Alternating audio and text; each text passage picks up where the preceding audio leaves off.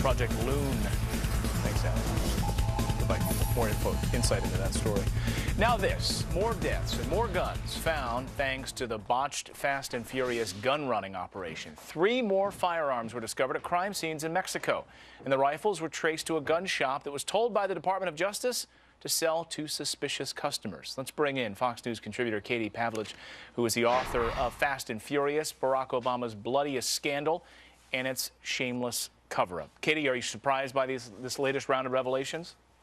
I'm not surprised, because even Eric Holder, who isn't willing to admit much when it comes to Fast and Furious, has admitted that we're going to see lots of murders and deaths as a result of Fast and Furious in Mexico for years to come. We know that the Department of Justice sent at least 2,500 weapons into Mexico. 1,400 of those guns are still missing.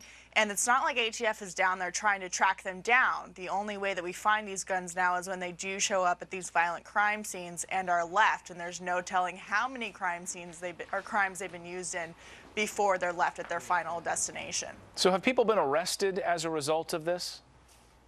There have been a few people who were arrested, but this was after a year of buying hundreds of firearms, and they were arrested only after the murder of Border Patrol agent Brian Terry. And it was almost, you look at the emails and you look at the track record, it really shows that they were in a panic mode and had to have something to prove for this operation, considering it had lethal results and still does. You know, we've seen at least 400 deaths in Mexico as a result of Fast and Furious.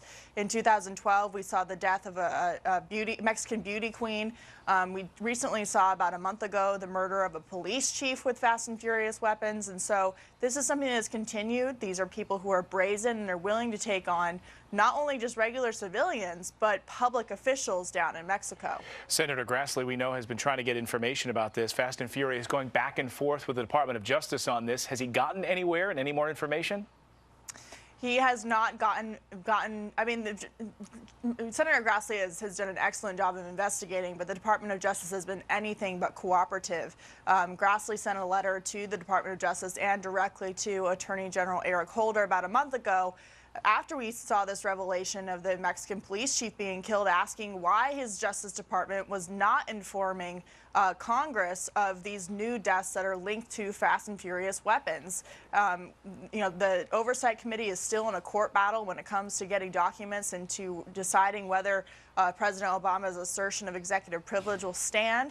And so we've seen lots of redacted documents, and we haven't seen much progress. And I can tell you the Brian Terry family doesn't feel like they've seen much progress either. Yeah, they're outraged. Of course, we've spoken to them recently. Here's what the ATF has to say about this in a statement they released. I'll get you to respond. They say ATF has accepted responsibility for the mistakes made in the Fast and the Furious investigation, and the Attorney General's direction. We have taken appropriate and decisive action to ensure that these errors will not be repeated.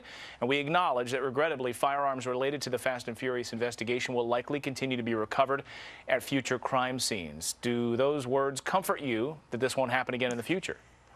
They don't comfort me, considering we haven't seen a lot of consequences for the people involved in Fast and Furious at the ATF level. We definitely haven't seen consequences for people like Lanny Breuer in the Justice Department. So I'm not too convinced that we're not going to see something like this happen again. And as I stated at the beginning of the segment, ATF isn't down in Mexico desperately trying to track these weapons down. 1,400 of them are still missing, and the only way that they are recovered is when they're left at violent crime scenes. So unfortunately, we have a high body bag count here. Yeah, and that was part of the whole point of this program, was to be able to track them, and they're not doing that. Katie Pavlich is a Fox News contributor, and she's the author of the book Fast and Furious, Barack Obama's Bloodiest Scandal and Shameless Cover-Up. Thanks for joining us this morning, Katie.